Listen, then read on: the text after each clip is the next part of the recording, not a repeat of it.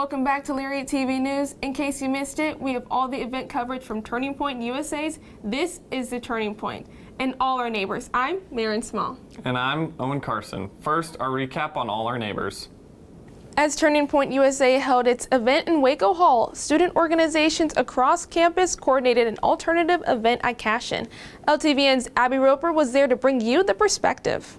In response to Turning Point's This is the Turning Point tour coming to Baylor's campus, 6 different campus orgs coordinated an alternate event.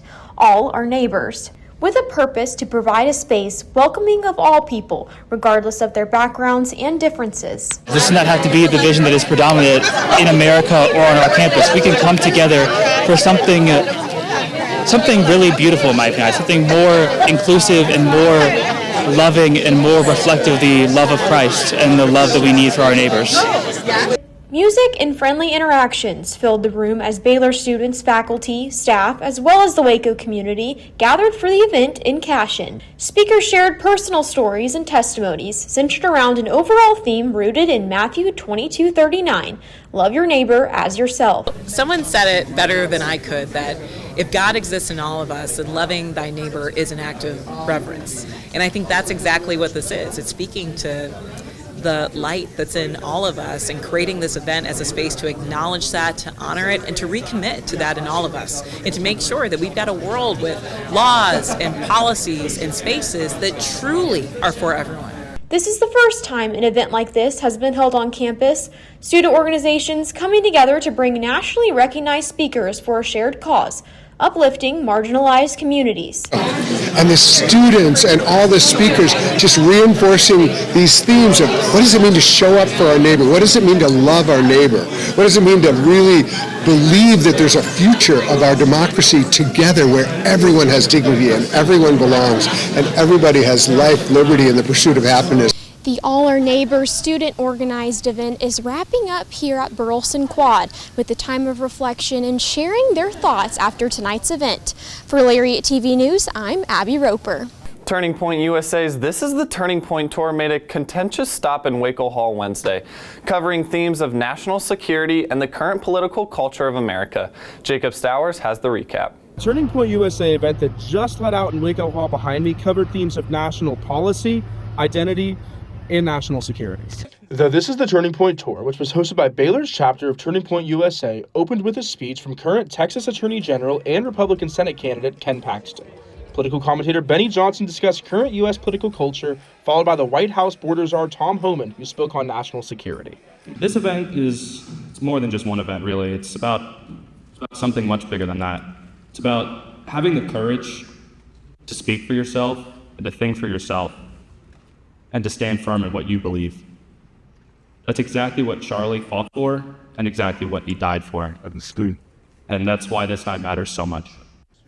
Benny Johnson talked about subjects ranging from Congresswoman Ilhan Omar's recent financial scandal to the recent redistricting in Virginia, but he emphasized conservative cultural issues and how they affect us. You can't move to Italy and you're an Italian, you can't move to Japan and then you're Japanese, you can't move to China and think you're Chinese.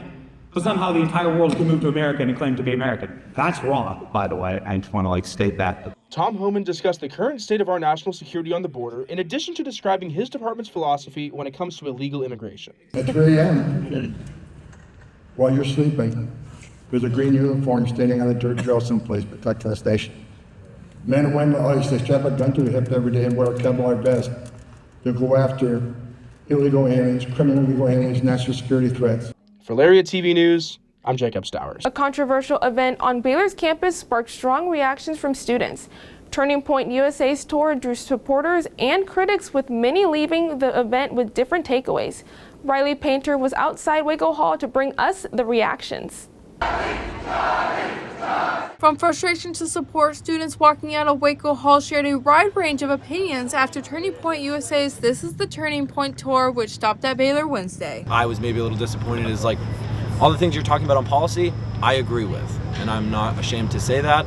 However, there's a way to go about it where a gospel conversation can accompany it, and that doesn't mask it in any way, but it opens the door to the conversation that actually matters, and that is where does our faith inspire our policy decisions, not how does our policy decisions inspire our faith. Some students said the night fell short of what they hoped to see. For many, the event raised questions about how political conversations should happen on campus. Overall, for my first event, I loved it, but there's always points that you can, I guess, fix, or you're not going to please everybody, so. The night included moments some students found offensive. One attendee said Speaker Benny Johnson made a joke they thought went too far, leading them to ask about it during the Q&A section of the event. His statement with liberal women and pigs and cows. And I just said, how do you see this playing out when you have to give an account to God for your words? And he said, well, it was, it's just a joke. It's your choice to be offended. While reactions remain divided, many students said the event started conversations that will continue beyond Waco Hall. For Lariat TV News, I'm Riley Painter. While Turning Point USA was holding its event down the road at Waco Hall, the All Our Neighbors gathering was going on at the Cashin Academic Building. I was outside to get audience perspective. I'm outside of the Cashin Academic Center where the All Our Neighbors event is currently being held. This event is an alternative to the Turning Point USA tour that is stopping on Baylor campus. The hope of this event is to foster inclusivity and togetherness for students and faculty who are attending. Members of the Waco community along with students and faculty were able to gather together to encourage unity in a polarizing age. I know there's so many of them who want to do good work, who want to be seen.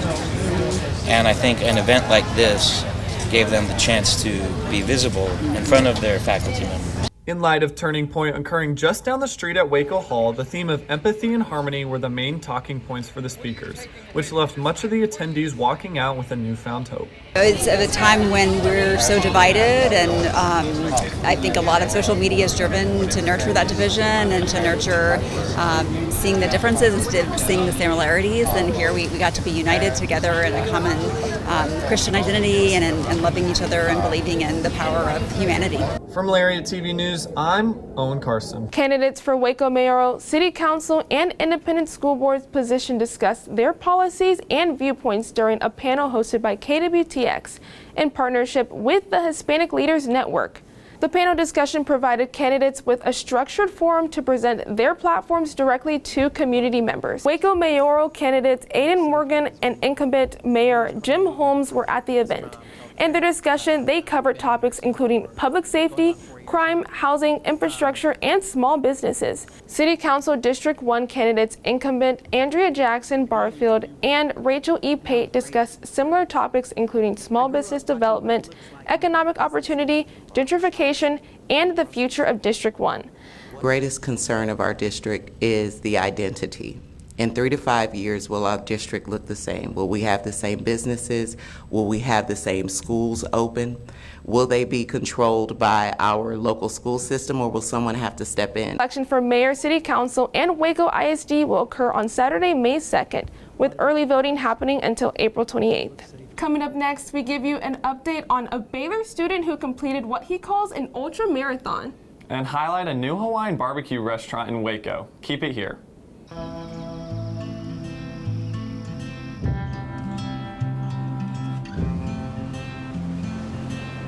Blessed are the catalysts, sparking invention from the unknown.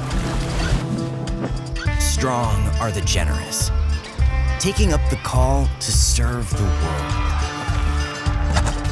Needed are the peacemakers, seeking common ground for the common good. But don't worry, you can still be fierce on game days. The work you do is faith in action, fueled by the light burning inside you. The world needs who you were made to be.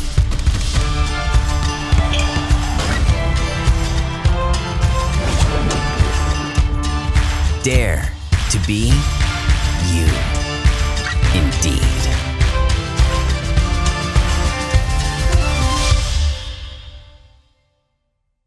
We previously reported on a Baylor senior who was pushing his limits running 8 ultra marathons in 8 months. The Dallas senior officially finished his challenge this past weekend with his longest run from Hillsboro Buc-ee's to Temple Buc-ee's. While the challenge has ended, this is not the last time Sheldon will be taking on a feat like this. Friends, family, and the community ran with him and cheered him on through the 75-mile run. He ran for a total of 15 hours before he reached the Golden Beaver statue and temple, rounding off Project Ultra.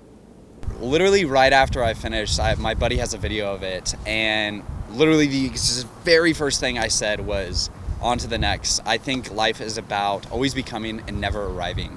I think as a society, we arrive at too many goals and we just stop and say that's where we stop. And like I was saying, that's where people cap their potential. And for me, this is just 1% of a bigger goal of achieving something within my, goal as a person of seeking truth. And so for me, this was a very small percentage of the amount of races I'll run in my life, or races, runs, whatever it is. And so I think, on to the next. Baylor University mourns the passing of Laura McNutt, a graduate and assistant advisor in the College of Arts and Sciences. On April 17th, McNutt passed away peacefully, leaving behind a legacy of faith, kindness, and service. She always guided students with compassion and encouragement. Even while facing illness, she found a way to give back, co-founding Mahjong for a Mission alongside her best friend. She was honestly just a sweet and heartwarming person. I feel like as soon as I walked into her office, I just felt at ease with her. She was very open, very easygoing. I never felt like I had to have answers of what I wanted to do. She was willing to work through things with me and really help me get to the place that I want to be once I figured that out. Some people continue building strength after rehab ends, but access to the right space and equipment isn't always easy. A local organization is working to change that. Savannah Ford has the story. For many people, recovery doesn't end when physical therapy does, but finding a place to keep making progress isn't always easy. The biggest reason for starting this was knowing that once I got out of the hospital, there was nowhere for me to do rehab, exercise. There wasn't a gym that was adapted for me to be in. That gap is exactly what Waco Adapt aims to fill, creating a space where individuals can continue building strength long after rehab ends. But when you get out into a gym, obviously you have machines and a ton more free weights. So there's really no training for those specific things unless you press for it and are lucky enough to have therapists that can come with you to the gym. So there's a huge gap right now in between that. You kind of have to learn on your own unless you're kind of lucky. So the organization is also working to make fitness more accessible, aiming to keep costs low or even free through community donations on their website. We are a donor-funded gym, so our goal is to not really have to charge anything to our athletes to be part of this community. So what we do is we raise money through my nonprofit organization, and that's how essentially we keep our doors open. From recovery to real-life strength, this space is helping people move forward together. For Lariat TV News, I'm Savannah Ford. A restaurant rooted in a Hawaiian tradition has arrived in Waco.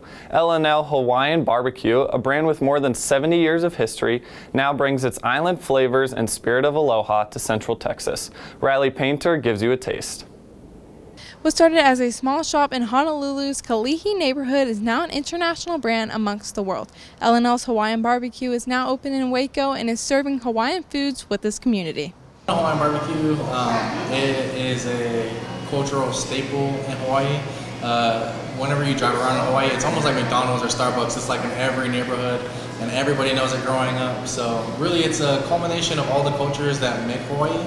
Because it's not just local Hawaiians, but it's also Japanese, Chinese, Korean, Portuguese. From chicken cast stew to barbecue mixed plates, the menu features the fresh and filling meals that help make L&L popular across the islands. Today, the brand has more than 200 locations across the United States and Japan. I think what's fun for us and unique about being in Waco is that it's a small town and we get to have our personal connections with the people that we serve. And just as you said, I would say it's the same feeling, Southern hospitality and the local spirit, right? It's just caring for people who are competing with you, supporting those who support themselves. L&L grows throughout America. Its roots still guide every plate. That history and tradition help explain how Hawaiian food evolved into the flavors customers know today. America took over Hawaii.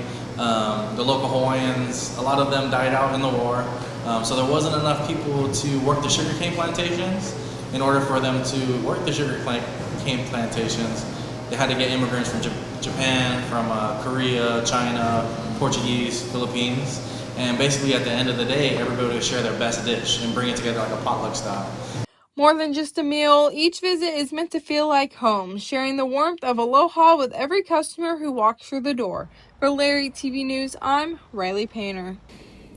Coming up next in sports, we look into the 2026 Texas Sports Hall of Fame's newest members. And we preview baseball's upcoming road series against Arizona State. Stay with us for all your Baylor athletic news. I'll never get used to this. I'll never get used to this. This is how I wanna live. Forever we'll be singing like, oh, I'll never get used to this. I'll never get used to this. I'll never get used to this. This is how I wanna live. This is how I wanna live. Forever we'll be singing like, oh, I'll never get used to this. This past Saturday, the 2026 Texas Sports Hall of Fame inducted its newest members, headlined by college football legends Von Miller and Gary Patterson. Aiden Richmond has more from the event. The 2026 Texas Sports Hall of Fame inductions are headlined by two Texas football legends. Former TCU head coach Gary Patterson, who turned TCU into a national contender, and Von Miller, a standout Texas A&M Aggie who went on to earn Super Bowl MVP honors. Number one, I never wanted wins and losses to tell the story about who I was, but I knew that's how you kept your job. I was always one of those guys that believed that you had to outwork your opponent. I still believe that great things happen in a period of time where hard work and dreams meet. For Patterson, the honors represented decades of defensive excellence. His attention to detail shot TCU to Big 12 dominance with 6 conference titles and 11 bowl victories. For Miller, it's recognizing a career defined by speed and power. From College Station to the NFL, his impact is felt through Texas, inspiring the next generation of Texas athletes. My very first memory of football was my dad screaming in the room, and I didn't know what was going on. I ran back there in the room. I heard my dad screaming. I looked at him. He was yelling at the TV, and I see this blue star. And I'm thinking, like, I'm a little kid. I'm like 3 or 4 years old. He was watching the Cowboys game, and he was screaming. I don't know what happened, but that was my earliest memory of football, and I just wanted to make my dad scream like that. As they join the Texas Sports Hall of Fame, both Patterson and Miller leave behind legacies bigger than what their record book says. Their influence on the game of football and on the state of Texas cements their names among the all-time greats. For Lariat TV News, I'm Aiden Richmond. Starting on Friday, Baylor baseball will take on number 21 Arizona State in the Sun Devil territory. Coming off a losing series against TCU, the Bears will look to hold their ground against a torching ASU offense.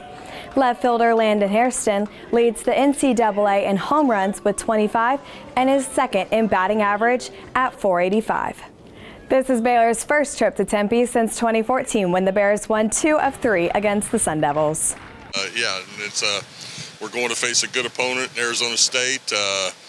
A team that the ball flies out there pretty good, so it's going to be an offensive type series typically, and we better get out there and swing the bats.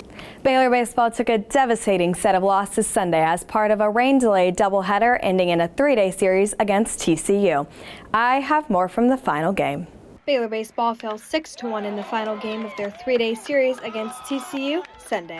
We had a couple guys throw the ball pretty good. We had a couple guys not throw it very good, and the deeper you go in your bullpen, that's kind of where you're going to be. We shot a lot of our bullets in that first game, and then we were trying to figure it out their second game, and it didn't work out as quite so well. The Bears started the series off with a strong 11-4 sweep of TCU for their first win since 2022 in front of their biggest crowd since 2017.